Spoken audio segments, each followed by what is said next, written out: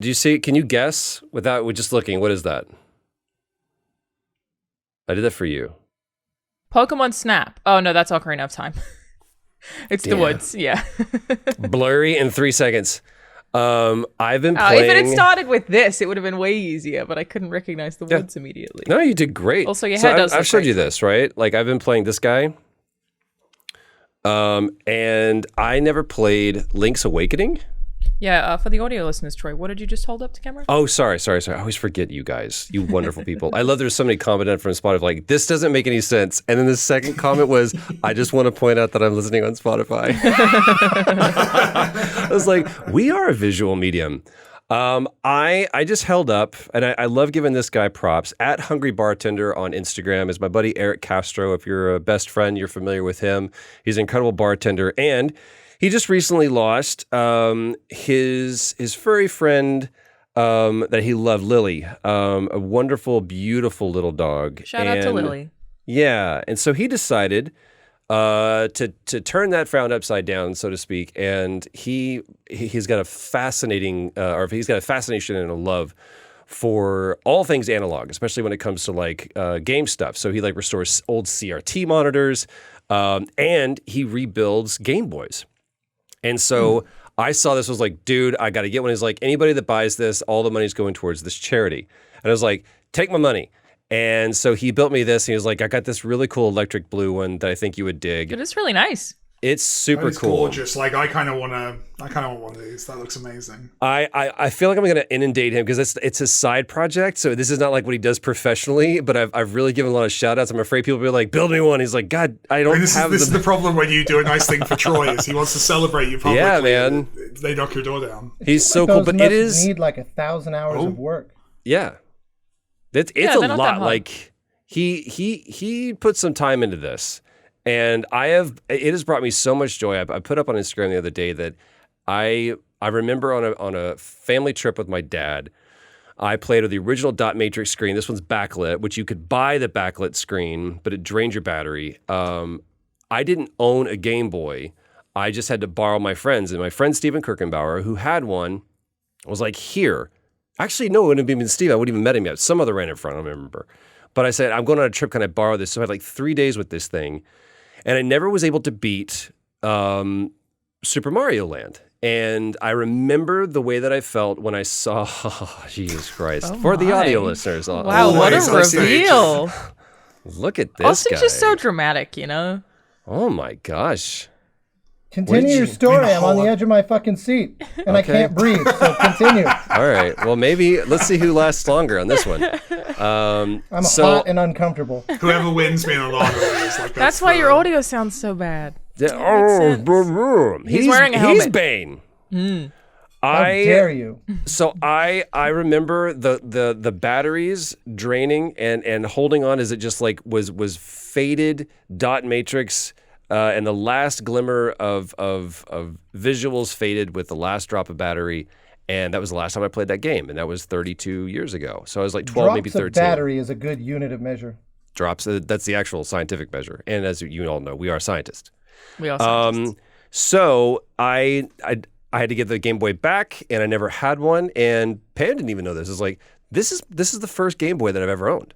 Like, I never had an Advance. I never had an SP. The first console that I bought was a PlayStation 1, like with my own money, because I never had one growing up. I would go over to my friend's house, or I would rent one or whatever. But the first actual console that I bought was a PlayStation 1. And played the shit out of those games. And then PlayStation 2 immediately, because it was finally cheap. I was like, why is this so cheap? It's because the PS2 was about to drop. So then I got a PS2, PS3, and onwards. But man, I've had so much fun just sitting here playing like all of these old classic games. They are so well made. I they really are. High school used to play Game Boy by hiding it inside of my pencil case. So I would be playing Game Boy games in large class. Pencil case. They were huge, yeah. It's very inefficient, but that's how I was playing it all through high school. I had a great time. But I also want to share, do you guys know who Anthony Carboni is? Of from course. the Star Wars show? Tony Carboni. He does Game Boy stuff sometimes. Quitter. Like similar Quitter. to that. that's I waited Austin. till the end of your story. Oh, that's Austin. Holy Yeah, shit. sorry. He was Audio on Mars, listeners. audio I listeners. forgot that I had shaved also. That's Yeah. funny. That wasn't intentionally part of the drama. Austin Wintory is freshly shorn. All the way? Yeah. All the way?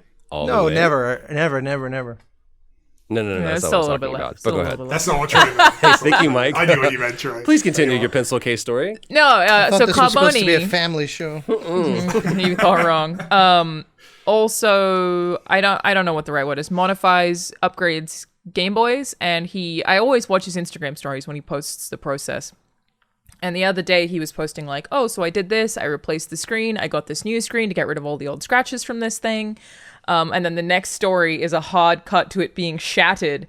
And I completely unexpectedly, and he's like, and then I accidentally like pushed it too hard while cleaning it and shattered it. It was after these like 5 really informative stories of like, oh, interesting, cool, and then it's just Little fucking one-act broken. play. Yes, absolutely. Hey, you guys Respect know how to an break artist shit? who shares the failures. as Yep. well. It's good. Yeah, you respect Did you, it. Thing. Alanah, I feel like you always had, your parents loved you more. I do feel like I had quite loving parents. Yes. Feel very Well, you lucky just for that. always had like the thing. Like gaming has been a part of my life, but I had it because my dad sold computers, and so I grew up playing PCs, and so I would pirate the games off of my friend. He was like, "You got to play this game," and he would copy that onto 3.5 or 5 inch disc drives. That's I would how put I that had. in there. That's how I Yeah. had Spear of Destiny. I had like 17 floppy disks that compiled that game. But I didn't have a console. Hey, can I throw in a fact? Go. How big? How large? And what's the diameter of the disc of a 3.5-inch floppy? 1 inch. No, Shit. I don't know. it's nearly 3.5 inches. The reason being that I think they're the one major disc format. This is so nerdy. That was made in Japan, so they're metric. So they're crucially they're in centimeters, not inches. Oh. So when they were localized to like American and British audiences, they put that, but it's not quite 3.5. the right measurement. So the spec. it's whatever the nearest centimeter is. You know, we also That's just pretty saw how funny. stupid I am. The name is literally in the title of it, and I went a I completely thought, different. yeah. Well, but I had the same thought. I thought it's going to be one of those I'll trick little. you. It's Be 1 like inch. a half or something is what I expected. Yeah, they labeled it based Yeah. on the exterior casing, not the actual. Was it disc inside 5 or 1/4 something. and 3.5? Is that what it was? 5 1/4, 3.5? Does that sound right? What I was it? don't What was it in the fucking know. metrics? It's 5 and something. I mean, by the I time I was using it, it was 3.5 intentionally inch right floppies for a were the living. only thing. I don't. It's all fine. I have been trying to go through it and For our buy. younger viewers, 3.5 inches is the disc that is now the save icon. It is. Which you don't understand what that weird That's rectangle true. is. That's what 3.5. Still had inch floppy is. disks when I was in school, but Did I've you? been they were just being phased out. I've been trying to go through and buy my favorite game because there's no point in owning physical games anymore. Don't have space is my issue. I used to collect all of them. I had almost every Xbox 360 game, almost every N64 game, and then I was like, what do I do with all this shit when I moved countries? It became very pointless. So I'm trying to just buy physical copies of my favorite game every year. And my favorite game, 1993, which is the year I was born, is Doom. The first Doom is still in my top 5 games of all time. I absolutely love Doom. And it's actually not that hard to still find the original floppies that Doom came on, shockingly. Well, it was massive, wasn't it? It was like a cultural. It was one of those. It was the GTA of its day. Like it broke out beyond For like sure. gamers. It changed everything. Everyone had that. For sure. because it was also synonymous with like cultural rot and depravity and stuff because it was so violent and all the people that were skeptical of their kids playing video We're all games. corrupted Well, as a there- result, right? there was- Like yeah. all 4 of us have failed in life because we played video games at a young age. That is, Yeah, but that there is was a like, fact. especially with a kid growing up in church. Do you think I was allowed to play Doom? The first Exactly. second that anybody was like, "That's a pentagram." So this is basically how you're like, "Hi, Satan, would you like to come and live in my heart?" Like whatever the opposite of the sinner's prayer is, Doom was. You know what I mean? Yeah, It's I mean, like I think love I'm it. sure I would have said this Inviting. before, but I got into video games, because my parents loving me and giving me stuff. I had an N64 growing up, secondhand, 2 years after it came out. It was my first access Nice. to something. rich but kid. I know we actually had very little money. I remember trying to buy a Yes, bike thank you. one year and we couldn't afford it. It was devastating. I had to stop doing triathlons. In any case, the most of my gaming was from the cereal boxes that came with demos. So I played a lot of Age of Empires, Yes, but it was the a CD-ROMs, right? Yes, Wait a minute. a lot of Age of Yeah. Empires, Did that but it happen in was America? a locked Fuck, version. living in America sucked. What? You guys didn't get that? Did you not have games on cereal boxes in America? Really? I don't remember that. Now, keep You got in like mind, demos. They weren't like full versions. was this usually, like, with, did you a get the level. on-brand cereals, or were you getting like the store-brand version of the same thing? Like, it wasn't Fruity Pebbles. It was like, We don't have all your stupid Snacky cereal, Rocks or fucking whatever. ridiculous cereal brands. I've been meaning to make a video where I try to guess if something's a street drug or a American cereal brand for a really long Oh, time because they're all shit. fucking ridiculous. That would be fantastic. So Yeah, you they didn't were have name video brands. games on the front of cereal boxes. That was the whole thing in the UK. No, And I we had guess Australia toys. as well. You dug through There were the, those too, the but, stale, yeah. and then you got a thing out that broke in 6 seconds. And That's what even you that got. was That's pretty how I got much into, on like, its way out. MechWarrior was on the box of cereal. That's how I got Age of Empires. So I was stuck playing this demo on repeat for a really long time. But as a kid, I didn't know. And I didn't care. But otherwise, my mum had found a bunch of educational games, which I feel like is very progressive for her time as someone who doesn't know anything about any kind of tech. So that's what really started me gaming, was that she found a bunch of like maths and writing games. And there was a Mario game that's about typing. I don't remember what it's called, but all of this educational stuff that I started playing as a kid. That like What was the one? Was it Math Rescue, Word Rescue, where you like got picked up by like a caterpillar with an umbrella or something? And I remember playing that like on a All loop. I I think that was like an remember is Apogee one one. of the maths ones that I played. There was this one character that would say, "We like our eggs scrambled," but I don't know what the game is that came from. Burned into my brain. Troy was that voice And I actor. was- Troy tells the story of its production. I Full can't talk about it circle. because it was non-union, but that was still when I was in Texas. I definitely have vivid memories of some Encyclopedia Britannica game that was like Escape a Maze by, learning history or whatever. Yeah. It was I'm same playing an era. encyclopedia I had all the ROM thing. The Yep. church one. I had all the church ones. It There were was like, church video games? Oh my god, they're so Oh, that's a shitty. whole subgenre. It's It is. fascinating. Really? To this Yeah, day, they're still making them, and it's like, Yeah. hey, you get to play as Jesus, and you get to multiply fishes. How many fishes do you need to feed the 5,000? They're like It's like, oh. Telltale style, like, and quality bar games about like Bible stories and stuff. No for sure. way. There's a whole Man, I don't know. Like, Americans keep buying them. People are gonna make them for sure. Like that's Wow. Traveler gets to like, so love for parents to jump on this bandwagon, but Traveler, if he goes poop, which he does quite often. Great news. Very happy good. to hear That's. that. I mean, we're all glad to hear it. Yeah, That's like, hey man, if you want to well chill done to out, the parents. That's yeah. what I always say. in That situation. Well That's done how we to know the we're parents. doing well. Has your son shit today? Yes, he has. Well done, Dad. Well done. That's all I got to do. Keep him alive and make him shit. So Yeah. he gets to watch a little bit of Pretty TV much the after standard he we hold poops. ourselves to anyway. It's true. Stay Kinda. alive. Oh, he gets like a TV reward for successfully Yeah. delivering the package. Everyone who reached out to Mike Bithell this week on the comments, we want to let you know Mike's doing well. He's shitting. Yeah. I am He's And doing not great. regularity. He's doing with great in life. regularity. So anyway, Traveler gets to watch a little bit of TV, and like right now, he's into. There's some great quality education.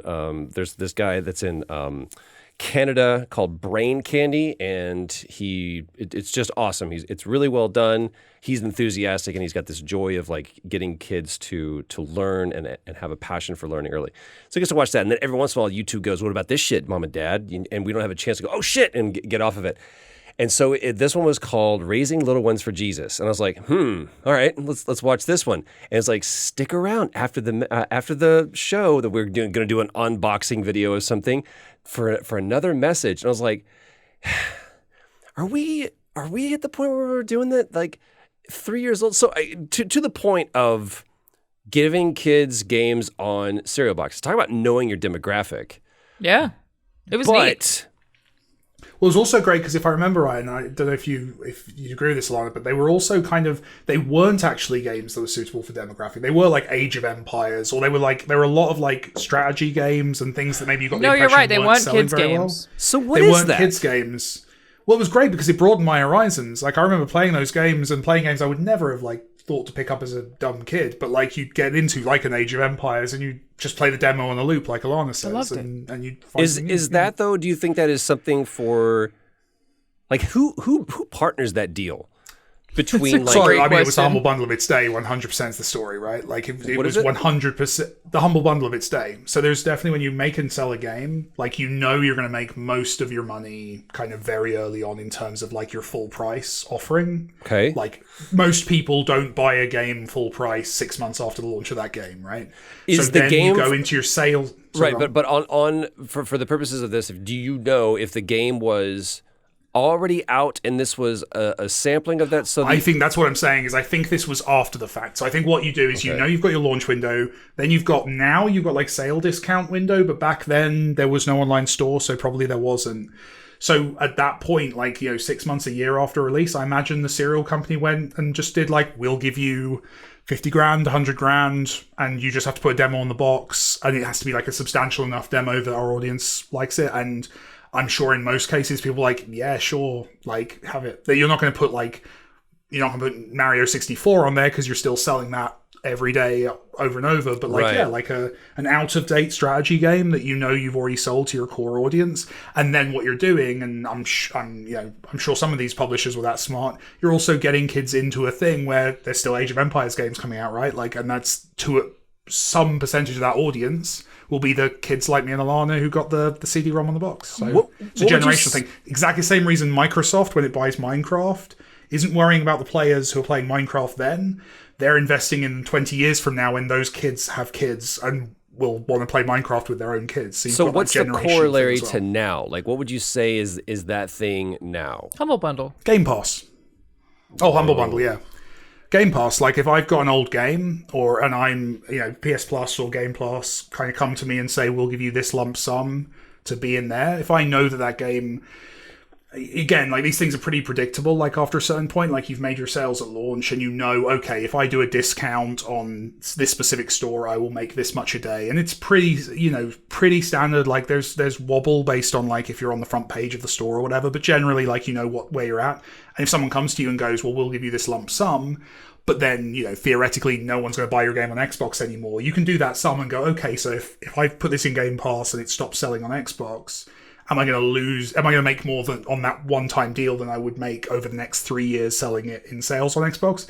And that sum gets done, and that's why a game goes on Game Pass. Is it the hedging your developers think bets? that number is bigger? Is that Say like, again? I don't think I'm going to do well, but with this I can? Or do you build that into your marketing strategy or your sales It's definitely strategy? lower risk. It's lower risk, but there's very few games that like do really good business years after the fact. Like of our games, like Thomas Was Alone is the one that like still sells lots of copies, but like Rocket most League. games have like a shelf life. Rocket League launched on Yeah. PlayStation Plus, games with whatever. I don't remember what the term is, and I work there.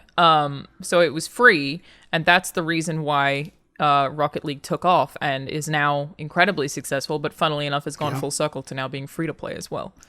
But Rocket League, And that's the for thing free. is you can sometimes play that. So you can go, we're going to put it free on this platform to get buzz, but we're going to charge every other platform for it. So you can do loads of weird things. Yeah. So yeah, that's what he did with John Wick Hex. Came out like as an Epic Store exclusive on PC and had discounts early on, but then on other platforms it didn't, and that kind of fueled interest and sales. So yeah, you can. It's a whole thing. I was always also fascinated the kind of similar but different concept of when hardware will make a deal with a game. Like every new gateway PC will come with such and such demo of a game just pre-installed. Zork came packaged with gateway PCs. I played the fuck out of that. So good. And sometimes the developers will pay for that or ask for that, right? Like sometimes it's gateway paying, but sometimes it's free advertising. So you're like, yeah, sure. I remember the LucasArts Tim Schafer Full Throttle was on I went into a store that was like it wasn't a Best Buy, but it was that kind of, Fry's or whatever. And I wandered over to the computer section, and they had that, like the demo of it installed on the machine, and it was literally a marketing strategy aimed squarely at me, because it was, you can play the first 5 minutes of this game, and as a demonstration of how this computer works. Like it was a come try out the our PCs And the way you try them out is by, the keyboard and mouse as facilitated by this game. And of course I was like immediately going, well, how do I, you beat the demo in moments. And so you're like, I got to keep going, where it instantly became a Tim Schafer acolyte for life. That's mutually beneficial. Basically. Like, that's great for the game. It's great for the platform. Like, I think people often, like, games are a business. And of course, the objective in the end is to get paid so everyone can, like, pay their bills. But at the same time, like, there are ways of getting value out of something rather than money. So, like, there's definitely deals we've done where we've not made enormous money from it, but we knew that we would get exposure, right? We knew we'd get some visibility out of it or something like that. You make those kind of decisions all the time. Do you know that Altered Beast was a demo? Like, it was never meant to be an actual thing. It was just showcasing what that engine could do at the time. And that's why it's so short. But it ended up becoming, especially for the Sega Genesis or the Sega Mega Drive, depending upon where in the world you grew up, it became one of the most, iconic games for that console generation. But it had the same thing. It was like, just throw this out there. I think Jack Attridge, to me, is doing something very similar with Erica. Erica was never, it was their first offering as a studio for Flavorworks. But if you haven't played Erica, by the way, you absolutely should. I still haven't. I really do need to. Man. The good thing is that, yes, it first came out on... The composer's so you managed to get over it. You liked the you liked the bongos. There's some cool tech. I did as well. like the bongos. Are there bongos in Erica? Yeah, it's great from a creative point of view, but what Pavel's it, done with the tech in that game is exceptional. It's really cool. Pavel's core engine is genuinely really clever, and especially for playing it on iPhone or iPad. iPad is definitely the ideal. Yeah, it's bigger, it's more cinematic. It was always. It was always saying that publicly. No, it was always conceived of as an iPad. Best on PlayStation, Austin. Nah, man, no. I thought it was on PlayStation. I think it's best on PlayStation. I think the only way to really experience the creator's true vision, Austin, was probably on PlayStation. With that DualShock 4, I believe. Well, except the ironic thing is, it's couch play, just like, really sets it apart. And it's the integration with the mobile app, of course. Yes. But that's the thing. That's the funny thing, that because it was always about the touch screen. I'll send you a check later. Sorry, go ahead. I'm at a point now where I know the spiel even when I'm marketing other people's stuff. I'm also so separate from PlayStation. Like, I'm not doing it for you. I'm doing it because, like, that's just the spiel. No, I that's appreciate the stuff that you learn to say. But it's. I can't wait for the comments to talk about how we're such, PlayStation fanboys. We got called shills last week for not talking about Deathloop when the only thing we said about Deathloop was technically negative. I was like, how is this shilly? By the way, I was going to Deathloop. Deathloop's great. Troy was talking about having troubles installing it, which after that conversation, a lot of other people have stood by. I also, before we get to Deathloop, which I swear to God we will, because we spoke about religion. Still haven't played it, by the way. Austin, you're fired from the podcast. I know. I'm playing a 30-year-old game. That's true. You two can just listen while me and Alanah. Midnight Mass comes out on the 24th, which means it's on the 23rd. I'm really curious to see what you specifically think of it, Troy, because it is a really religious show, and I think it's fantastic. Loved it, but it's so religious, and I'm so curious what people with religious backgrounds think, if they like it or find it insulting. Well, I don't know how it's going to be taken. I am reading. Dude, this is where I'm like, my whole focus. Right, that sounds bad, but. There's a majority of the things that I love to consume books, and one of the main things that I'm supposed to read them. Oh shit! That's why my tum's upset. I was like, I'm not learning anything, and my tummy hurts. But my son shits well, so we're good. The fiber is excellent in books. I went down this kind of rabbit hole of questioning and pushing back against kind of the things that we've always, especially people who grew up in the church, just kind of took as fact, as opposed to going, well, maybe this doesn't make so much sense. One of them is a book called Zealot that was recommended to me by Jeffrey Pearce, who played Tommy in The Last of Us, and he's an avid reader, he's a voracious reader, and he said, I think you would enjoy this book, and I did. And then I started reading Misinterpreting Scripture Through Western Eyes, which was a really cool understanding of, like, most people don't look at the context of when, quote, scripture was written. And then that led to this book by this wonderful woman, I can't remember her name right now, but it's called The Origin of Satan. and just learning about where that whole idea came from and how it's such a modern creation. Because it's not in the book, right? I have no idea where Satan came Satan from. isn't mentioned. Is Satan in the copy of the Bible? It's like it's been Well, mistranslated a couple of times. Yeah, but I mean, you have to look at There's like, the evil one or the bad guy. Or Satan just means the bad adversary, guy, but Satan is referred to as the Bible that we have is just so modern compared to the origin of those thoughts and precepts. Hundreds of years later, after a lot of political upheaval and war, and people going, we can make just sure multiple translations. Anyone who's put things through Google Translate knows, like, once you've taken original scripture, put it into what was the journey of the King James? It's like Greek. Well, then but that's so funny. It's like a few different. These are people that were illiterate that spoke Aramaic, and then they were occupied by Rome, so the educated learned Greek, and so then they were written in Greek, which is not their native language, and then Greek got translated to Latin, Latin into German into English. And then it comes across to English. So it's just like, it was like, there's not a word for this. There's a great Also, episode bearing of in Westworld. mind Go that ahead. there's, well, also adding to that there isn't a single original manuscript anyway. Right. So And the book we have- of Mark was not written by Mark. It was a compendium of stories of people. Spoilers, Troy. Sorry. 2,000 years if you haven't read it by now. I haven't read it yet. It's not, and I always grew up Seen the going, movie. Mark sat down and was like, here's my memoirs. I remember walking along with Jesus and it was like, no, not at all. It's like, these are hundreds of years later. The earliest one is like 180. And at the same time Marcus Aurelius was writing Meditations, a bunch of people were going, do you remember the stories that John and people have told through the centuries about this? And we're like, yeah, but I believe it was more this. And so they had to agree on a consensus. And then 200 years after that, people agreed on a consensus, and we continue to do that. There's a really I wanted good to talk book. about Deathloop.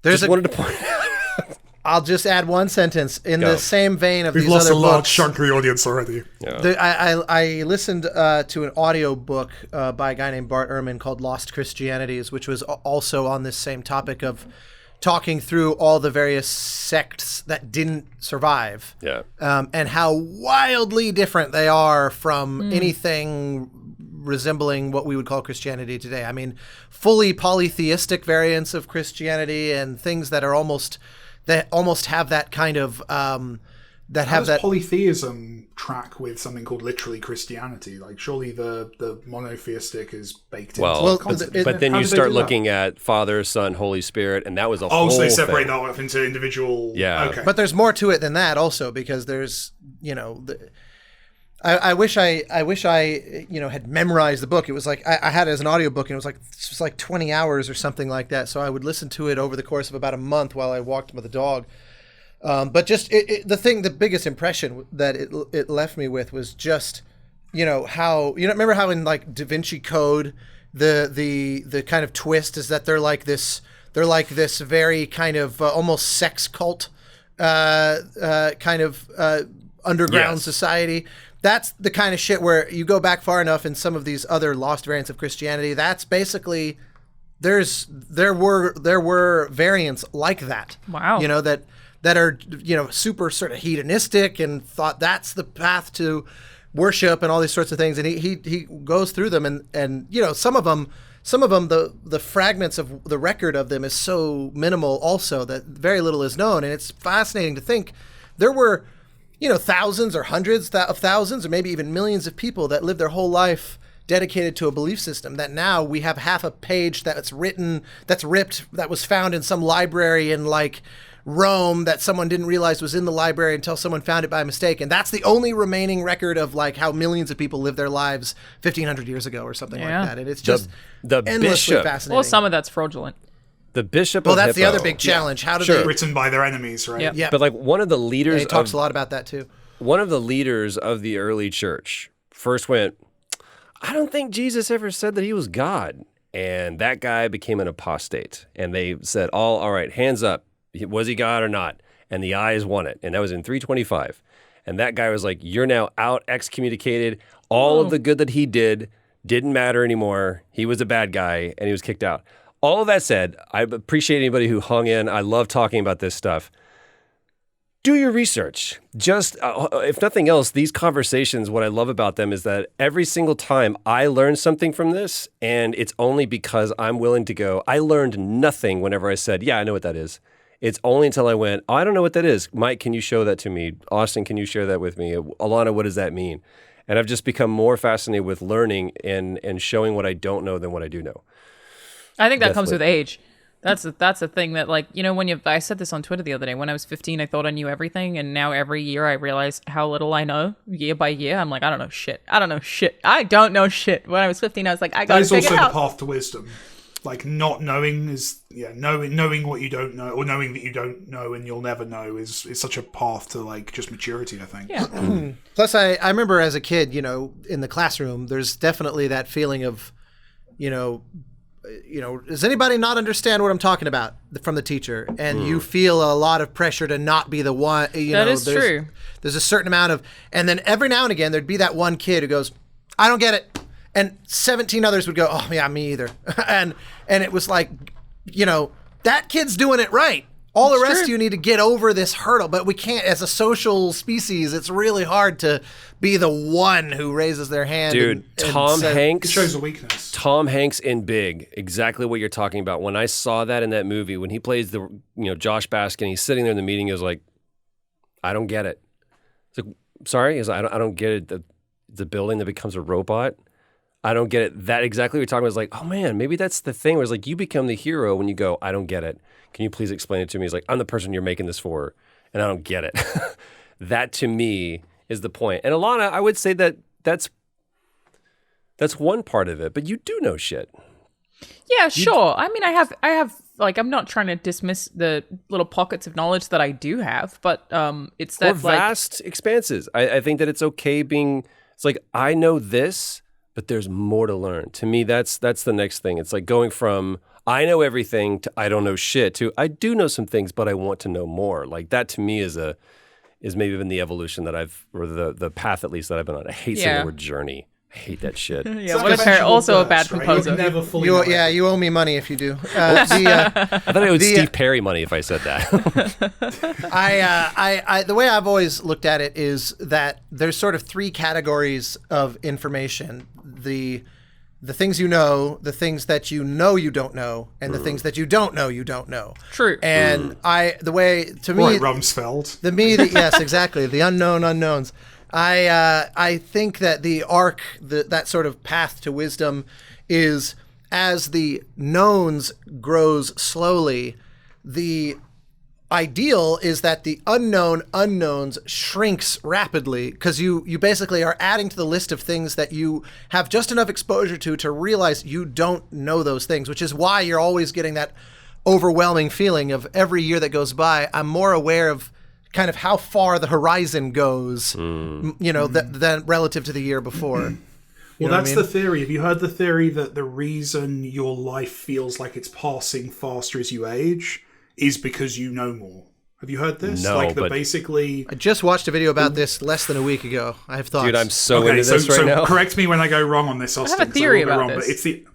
But it's the idea that because your brain's a computer, okay, right? So if you think about how computers work, like what causes a frame rate to slow down, it's that too much stuff is happening behind the scenes. Okay, lazy developers got it. Lazy developers as well. Lazy. God, the ultimate lazy developer. No QA team. But I've always said humans were released in beta prematurely. Your brain is basically constantly processing information. If the information you're presented with is stuff you already know or you've already experienced, it happens very quickly. It's just grokked and got out the system. If it's something that's novel and interesting, then it takes your brain a little bit longer to go over it.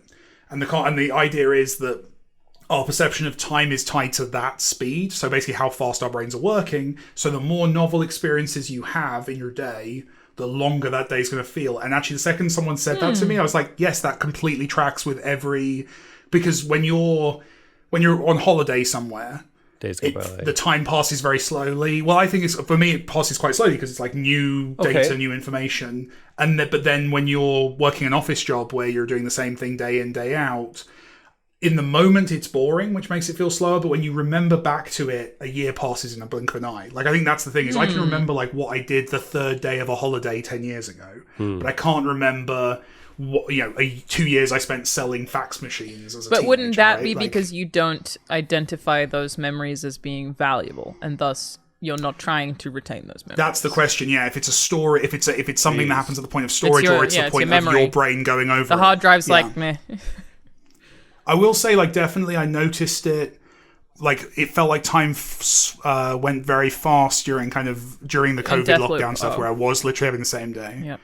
And then when I moved house and I had like new experiences every day and new surroundings, everything, suddenly the clock felt like it slowed down again. I feel the don't know. opposite, I Mike. just thought it I was think that interesting. when I have an interesting day, it goes fast, and when I have a boring day, it goes slow. Really? Yeah. Okay. Is that because of the repetitiveness, the repetition of the day, or is that because of? I would think because if you have a Because of- boring day, you're actively aware of the day being boring, and thus are looking at the clock more or whatever. It's like sitting So you're not still. in flow. You're not in a flow state, basically, Yeah. is what you're saying. Yeah. That's fair. I do believe that does all track with the kind of psychological research, but I think the neuroscience of what you're saying, Mike, is definitely the prevailing belief, and that was the big thrust of what this video I was watching was about. Did I get that right? I was assuming I'd get that completely no, wrong. no, they were saying Okay. like obviously the younger you are, the more to the human experience is novel. Like just in general, the odds of at age 12, the odds of something being new, given any random experience, is a lot higher than that same experience to a 30-year-old or a 50-year-old. And so time, you just don't retain memories, without other intervening factors like, it was something that makes it novel, which basically takes us right back to square one. Like, it was this 20 millionth time I ate a cheeseburger, but I proposed while I was eating it, like now it's novel. And so that is sort of, because we're not actually hard drives. Like we don't actually store data. We basically build associations. And neural pathways are just about linking A to B. And if something, resembles 1,000 other things like it, we don't hang on to it. There's no reason to. So you're Speaking saying of time and of religious cults, Deathloop. Troy, you have And to leave. repetition. What do you think I was of it? I had the perfect out. I was like, it sounds to me like the answer is to experience new things, like playing Deathloop. You do have Cheesy to go, grin though. Did for you have audio anything to listeners. say before you leave? Nothing of merit. Great. Nothing of value. And the Nothing, comments will agree, Great, by the great, way, great, most great. likely. Shout out to everybody who did comment this week. I had some great conversations, man. Everybody, even the this is something that I took from my friend Mike Bithell. You might be familiar with him. Moneybags Mike. Is that what you call him? Yeah. Moneybags, noted Moneybags socialist. Yeah. Mike Yeah, Bithell, business owner, socialist, Mike Bithell. Business owner socialist Mike Bithell. All criticism is actionable. All criticism is beneficial. So even if you were someone who said how much you hate our conversations, I just want to let you know I personally appreciate you, and thank you for sharing. There was a couple of people I just this wish week. it had timestamps. I'm that's actually the thing, paying isn't it? someone. It's I'm lazy. paying We someone to add created jobs. timestamps now. Lazy. We created jobs. There's people that was like, hey, here's the timestamp. It was like the fourth comment down. I'm I literally spent- paying someone to do it, so you can all is that what shut it your is? Oh, you mouths. are. That's yes. great. That's Well, then thank you to that person for doing that. That is This was an Jared. advert for that feature. I hope you enjoy it, everyone. Yeah, it was that's all This is intentional. DLC for the show. But no, thank you for the people that I had some conversations with in the comments. I know that all of us read the comments. At times I know Mike commented on it. Austin loves to do his comments on Saturdays. That's my Saturday morning ritual with Yeah. my coffee. So thank you guys. It's been very beneficial for me. It's been very enlightening for me. And I'm just making sure that I'm going Open season to just tear him up Go and down. nuts. Troy I apart. feel like Guys, I'm most of them were very. falling runs all apart of it, between yeah. jobs. Look at this goddamn beard. I feel Falling like apart most of them were between very jobs, respectful, and I do appreciate our audience for that too. Even if they disagree, they tend to come from a place of respect, unless we talk about cyberpunk. It's definitely always my favorite when someone Last of Us. new wanders in and is like, "Why won't they stay on top of this? Should Why have do a they talk about the moderator." subject? Yeah, and five other We are people the immediately- moderators. We're just shitty at it. I'll play Deathloop this We are week. responsible Yeah, for please our own do. actions. Bye. Hi, Mike. Have you played it? Deathloop. Yes. Have you played more of it? God, yeah. What do you think? I've not completed it. I'm enough in. It's a death line for you right now. I've definitely like killed some important people. I'll put it that way. I've played through enough for that to have happened. But that wouldn't even be a spoiler though, because you have to kill the important people like a million times. Constantly. Yeah. Which I love. I was like genuinely surprised. I thought there was going to be... Let's just jump straight into it. I was surprised by how easy to kill a lot of the baddies are. Super easy to kill. I thought that and obviously the challenge you're building towards is being able to do the one perfect loop, right? But like the... Yeah, it's been fascinating. Well, really I saw a lot of conversations about this, and I remember the first video I made. You could argue that the AI in Deathloop is bad. You could make a case for it being bad, in that I multiple times have managed to clear out an entire level. You can shoot everybody. They'll forget where you are really quickly. They have very bad cones of vision. But that's because even though you can play it like a first-person shooter, and you can have those like boss fights where you just shoot someone with your nice sparkly shotgun, none of that is the actual challenge of the game. And it would just be annoying if they made the AI really aggressive or really smart or, overly defensive. It would discourage you from exploring. Yeah, because the point of it is the puzzle. So, yeah, you can walk in and you can kill 3 of them in a day, really easy, no stress, and be like, cool, I did it. But it actually serves you nothing because you haven't figured out how that helps you solve the entire puzzle and doing the tie-in loop in one, or killing everyone in one loop, which I think is really interesting. I think it's great. I'm enjoying uncovering that information. It's a really good couples game, which I was surprised by. Like, it's one of those ones that I can sit It's a puzzle. and play it with Carrie because it's a puzzle. Like, that's the thing is I'm enjoying a shooter stealth game, but she's keeping an eye on all of the bigger picture puzzle stuff. So she's playing Obra Dinn while I'm playing. That's a good match, actually. Bioshock. Yeah, it kind of works. I was surprised by that. Yeah, the Obra Dinn is actually not that dissimilar to Deathloop. I feel like it's closer, and obviously, like Outer Wilds is another fantastic time loop game. And I've downloaded it, but I haven't played it yet because I'm trying to get through a backlog. But the Forgotten City, I need to play that. Everyone keeps talking to me about that one. Yeah, I need to play it. Based on a very extensive Skyrim mod that then became its own game and came out and has now won a bunch of awards. And it's supposed to be pretty quick as well, which I love about all these games. Super Bunny Hop's review of it just like completely sold. Have you watched Super Bunny Hop? Quite good YouTuber. That seems like a YouTube channel. It definitely is, yeah. He makes really thoughtful reviews. He's really good. But he basically sold me on the game with one of his videos, so I do need to check that out. Yeah, I've definitely been meaning to, but Deathloop is only about 15 hours to finish. I guess it would depend on what you want to do and how much you want to grind, and I particularly love the way that they tie the entire narrative into grinding. Grinding often just, in a story-driven game, in a Final Fantasy, feels like here's this stupid thing that I have to do that is an aside to the story. To pad out the runtime. Yeah, that takes me away from this narrative that is not one-to-one, and I don't love that that separation. Whereas in Deathloop, you grinding is intentionally resetting the loop so that you can get better shit, and it works. The mechanic's just so smart. It's just so fucking smart.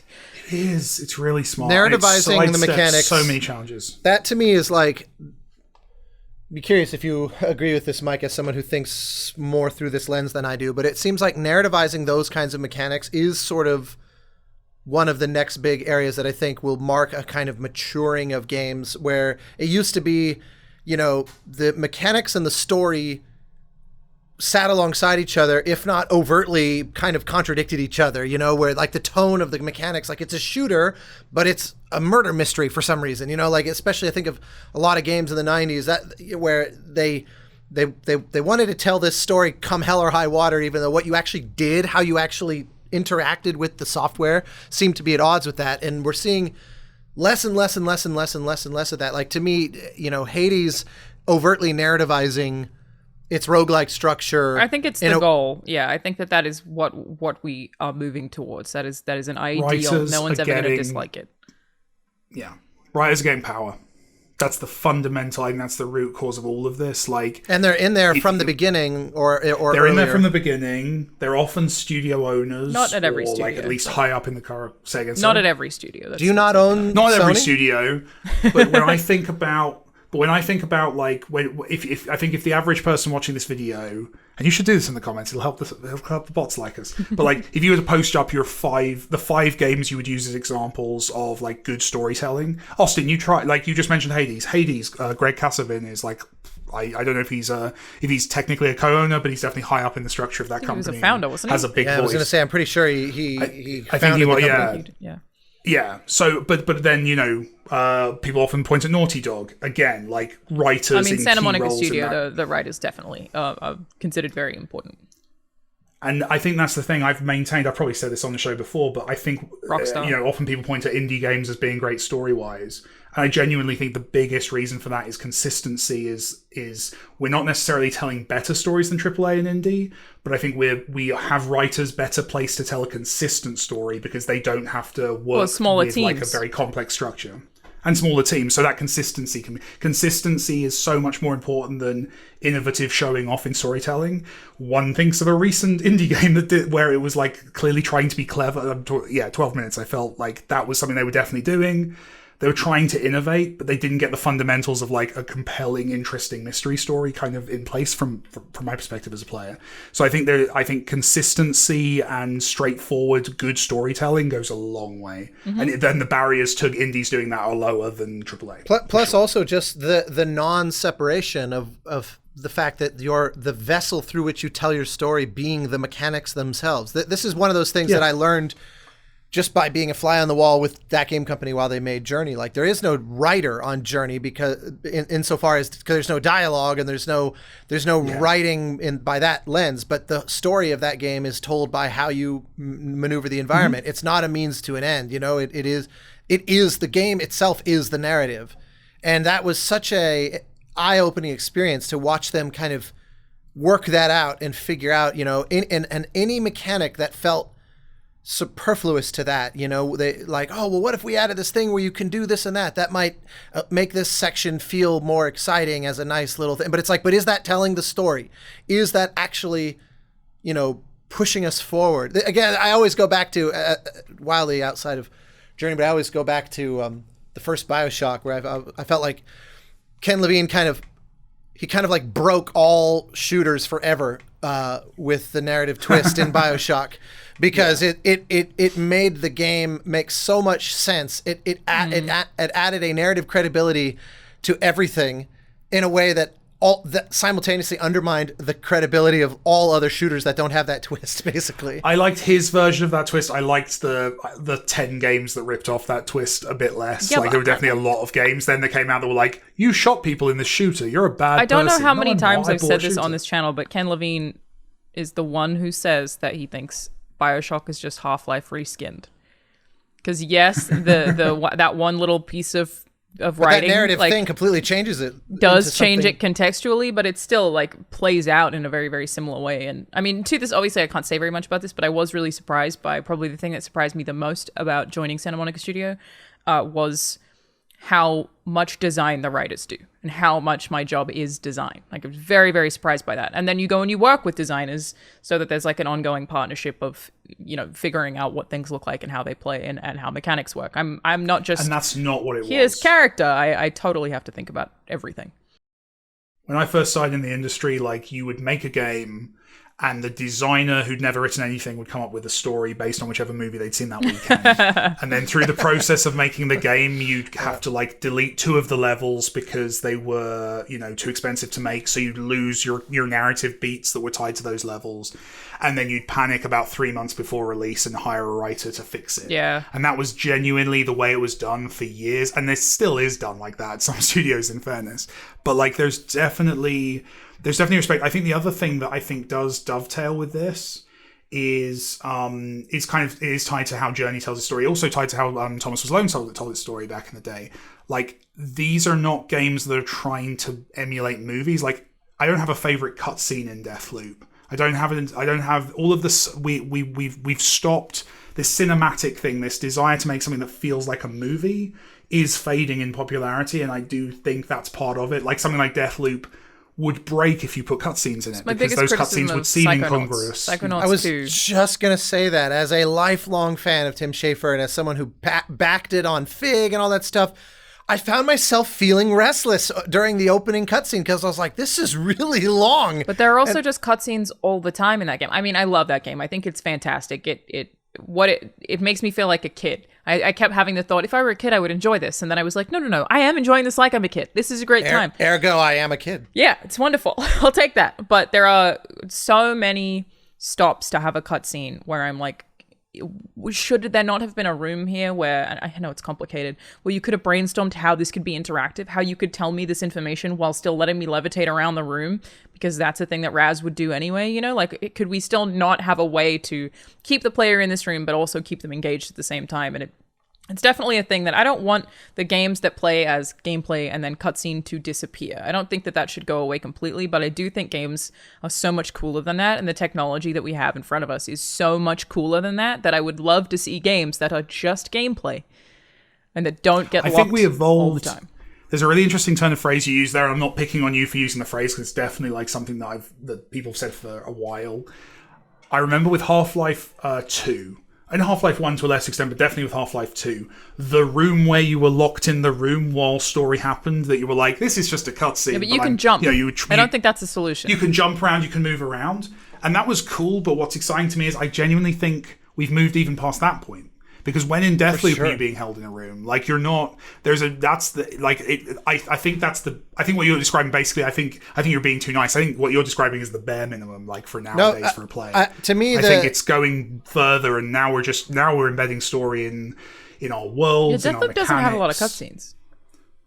It has none, basically, after remember. it has a couple of key moments, Yeah. but God and of that's War, great. That's what I'm saying, is it's embedded. The worst you ever have is like listening to an audio diary, but you can move around and carry on playing the game while the audio diary is happening. You know, it's great. There's obviously no shortage of cutscenes in the new God of War from a couple of years ago, but to that exact point, the riding around on the boat and all the Kratos Atreus interactions that would happen while you're going location to location, and the way that it would never break, you know, whether the way it would, the no-cut camera, I do think helps. Well, but that kind of fakes gameplay in a way that I like that kind of makes you feel like you're not giving up control, and it's even still though your you perspective are. rather than you just watching two people. It's a clever trick. We're at the point now where the cutscenes have to look like gameplay to be accepted. Like, it's come full circle, and that's really interesting. It also is. I wouldn't say it's a clever trick. It was really hard for them to do that. Like, it was so complicated. Everything. I didn't mean to diminish the team. Like, everything video. But it is a trick in that cool it makes you feel like you don't lose control of something. And again, I don't want those games to disappear. Like, to your point, Austin, about BioShock changing or almost invalidating every other shooter that didn't do that and still made you do stupid fetch quests. I feel like the thing that I respect the most about The Last of Us Part 2 is how by the end of that game, I was like, this is still going. I'm exhausted. This is so tedious. But I realized that it was because that's exactly how the characters felt in that moment. That entire drag, they made me feel the same way that the characters felt. And I was like so impressed by how one-to-one that parallel is, that you're like, oh my God, I can't believe we have to do this again. And then the more I think about it, is the reflection is that's exactly how they felt. I do think that in that instance, I absolutely think Naughty Dog did that intentionally. And it's like, I agree. Just making you feel that way is so smart and very, very difficult, that you're like, this is exactly how every fucking piece of this, every single person involved feels, is the way that I feel about it. And I love that one was emotional also parallel. It was so single-mindedly invested in the arc of its characters, and it was so deeply kind of psychological in nature, and just this sort of really messy, in the best sense, exploration of the cycles of violence and all that sort of thing. That's one of the only games I can think of in the last decade where, 9 hours or something, I think it has, of cutscenes. Yeah, it's a lot. And I never felt like give me back the stick. It really felt organic to the story they were telling. I would have thought Psychonauts 2 had 9 hours of cutscenes. I would not have thought that The Last of Us Part 2 did, nor would you think that God of War and I might be making that number up. Which I think God of War 2018 is like 2 or 3 hours of actual cutscenes. I don't think it's that many. I could be wrong about that, but it's hard to gauge in that one because they integrate so seamlessly that sometimes you don't register it. To Mike's point, it never feels like a cutscene because it's 10 seconds long. Feels like it still belongs to you. Right? Mm-hmm. The other thing with Deathloop, if we're talking story, that I love, which I wish more games did, and again, like, not to over-reference my own work, but Thomas Was Alone, this was definitely something we got good kind of reviews for, is the characters in the game have powers that are related to their personalities in the script. Yeah. And that level of integration should just be the norm. Like if you like, it's so standard in like movies, novels. You know, if a character coughs in the opening scene of a movie, you know they're dying midway through. You know, you've got like there's all of these things which you as an audience member even not aware of, that picking up on. But Deathloop has it, right? Like it has like the nerdy guy who, you know, is uncomfortable in himself, can go invisible, and the, you know, and all of those some traits. Of their it's environments reflect them, and that's the thing I also really like in video games that I would like to see evolve more. Is, you know, it wouldn't. They lean a little heavy on the graffiti storytelling. That's definitely feels weirdly of 10 years ago. Sure, but like, that does feel very Bioshock actually. But I mean, like, yeah, I suppose so. Yeah. You know, that's the thing about Dying Light 2 that I've been interested in. The thing about Ken Levine's game that I've been interested in is how player interaction can shape a recurring environment. So a place that you repeatedly go back to, how what you've done previously can change the way that certain NPCs or people in positions of power, in the example of Deathloop, how it would change where they exist, so that you feel like you've had an impact on the environment as well, and not just on this linear story, and so that pertains to what order you did things in. It wouldn't make sense in Deathloop because they are reliving the same day, and they don't know that they're doing that. I guess some of them do, but won't get into that in any case. But like the idea that, you know, I could choose to do something that another player wouldn't do, and then something is going to be green or something's going to be flooded, and then that is like a consistent but also impact like your you can perception, have on the world. right? Like it's much cheaper, but you could do it just your perception shifts. That's the thing that I think Deathloop's really good at this, where you'll go into an environment for the first time and it will look like one kind of environment, and then when you've gone around and you've learned more about the characters and you have that space, you go through that. It's like going back to your hometown as an adult and being like, wow, this was all so much bigger before, you know.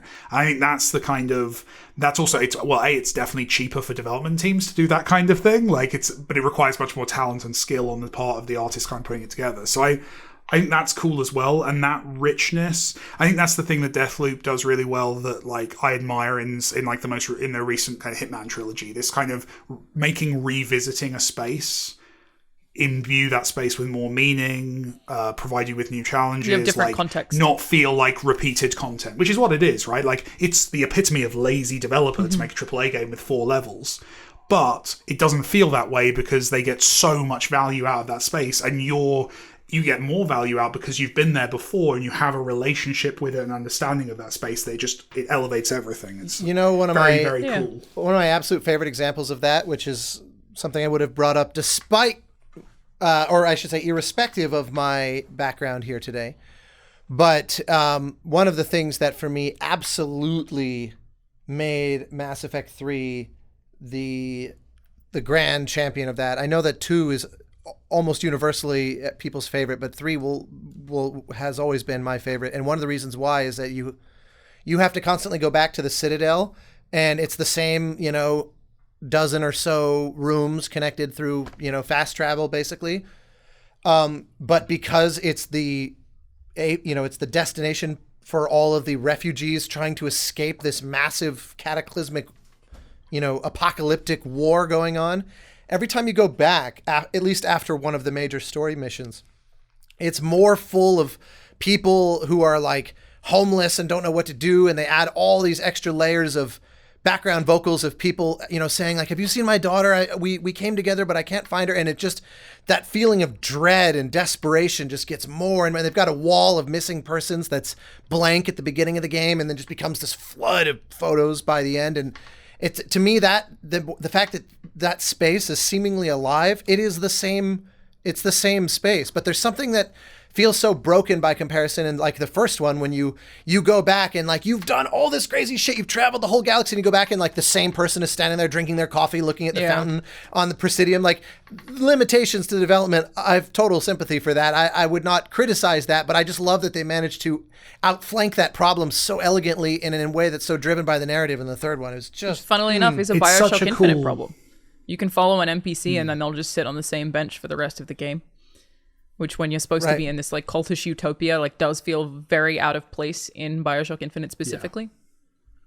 They're making the bet that you won't do that, of course, but it's still like, I think that's something that we again, like as game developers, we're only just starting to scratch because we're finally stopping trying to make movies. In like your classic kind of hero's journey story, the feeling you're talking about, Austin, of like the world changed around the protagonist of the story, that's a beat. That's you're meant to have a bit at the end of the story where the character looks around and goes, wow, the world's changed. I've changed, but I've outgrown the world around me, and maybe I've influenced it, but ultimately, like, it's completely different. That's why you've got to go back to Hobbiton at the end of Lord of the Rings. It's why you've got to have the scene where the characters hang out in Vegas after Ocean's 11. You've got to have that moment where everyone breathes and goes, wow, we really, God damn it, we've been through a story here, haven't we? And what's amazing with games, because they're geographical, because they are about spaces and about returning to spaces sometimes, you can have that beat happen 10 times in your story. If you had a movie where, if you were making Lord of the Rings and Frodo goes back home, you know, between missions, and he keeps going back to visiting the market to upgrade his gear. You're gonna be like, what the fuck movie am I watching? The first Hobbit game was the great, characters and are going on journey. you can do that kind of. But in a video game, you can do that, and it won't diminish because your audience is also not playing it all in one sitting.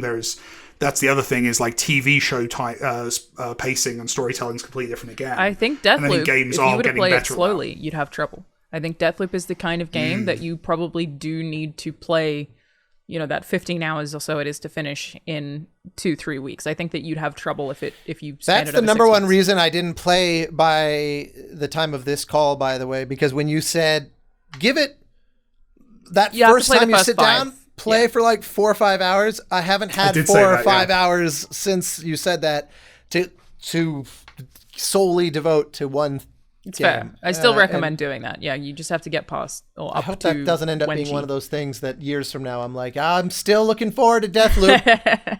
It's me and Last of Us 2 for second half. I think there's I still get messages about that like most weeks. But the other thing I think Deathloop does really well, just to bring it to the design a little bit, and this is one of the great things you can see when you have like iconic studios and you have kind of a franchise or a legacy, and the arcane style of level design obviously has been through the process a lot of times. Deathloop definitely feels like from the ground up it's designed to encourage you to take a chance and to explore its systems in a way that none of the others are. You know, if you put someone new in front of Dishonored, they'll be impressed by the art of it, but at the same time overwhelmed completely by all the options. Yeah, that's and they'll true. maybe play in a way that they've played. You know, most people go into a Dishonored, game like that and try and play it still. You'd die and you'd fail. Or you just fail and get. And Deathloop feels so like brilliantly targeted to that specific criticism of arcane games of like, go for it, try something, see how it works out, give it a chance. To the extent that it's even, I think, early on, it tells you not to play it like a stealth game, like to try things, and definitely the powers are encouraging you to play. Everything about it is about trying to encourage you to use its systems with variety, to explore, which is so cool. Yeah, the powers are actually more stealthy than they probably should be. Realistically, they're the most stealthy part of the game. That's true, but I definitely gravitate towards those powers as well, just because I love stealth games. So I don't know if it's just what I've unlocked so far. I mean, I actually do, even though I don't need to often play Deathloop as a stealth game, even if I don't feel like I need to and I'm aware that I can kill everyone. I do tend to do that, but I was always that person too. Deus Ex to me as a like shooter never, my brain just could not comprehend. It'd be the 5th time I play through that game, and because I played the original back in 2000 or so, I played that game like 10 times start to finish. I just was obsessed. So you don't get the rocket launcher at Battery Park? Never. It's funny, even having played, you know, where it's like, okay, I can go to that person and get the password if I just talk to them, and then my tranquilizer crossbow on that person. I had it all memorized, and you'd think there'd be this temptation. What if I just blow the front door off with my rocket launcher? The game is encouraging me to have that flexibility. That's the sales pitch of that game. But I just the allure of crawling through those vents and shit. I couldn't escape it. It was yeah. You do remind me of the best trophy in Death Proof, which is the first Death keypad. Proof is a movie. Did I say Death Proof? Yeah. I rewatched that recently. That film is not great. Big Tarantino fan. That film not his best. Isn't it like an anthology movie? That's not really a feature. I thought. Well, it's feature length, but yeah, it was done as a double bill with that and Planet Terror, right? Which was a more fun movie. Yeah. But no, this game that we're talking about, I've completely forgotten what I was going to say. Shit. I've lost my point trophy. entirely. Your favorite trophy. Oh, my favorite trophy, which is the first keypad. Did you get that one, Alanah? If you try and put in the right code, I love that. It's very That good. made me so happy. Also, the fact that the codes are generated for every player to be different, so nobody can look it up. Very, very. I didn't smart. know that. That's Yeah, fun. a thing that I don't feel like That's many really games have fun. done that everyone kind of should do. But that is, we're out of time. really Look at us smart. talking about I Deathloop. We spoke about video games, you guys. I'm so proud. We did it. But now, We did it. Troy had to leave, but other than Yeah. that, it's fine. so I guess I can't intro the show properly without Troy Baker. But hi everyone, I'm Alanah. I'm a video game writer. That's I'll Mike have Bithell. He's a video Commander game director. Shepard can be Troy. That's Troy Baker. It's a great Master He's Chief. a film. helmet, and It's that is great. Austin Wintory. He is a video game composer. We'll see you guys next week. Bye. Bye.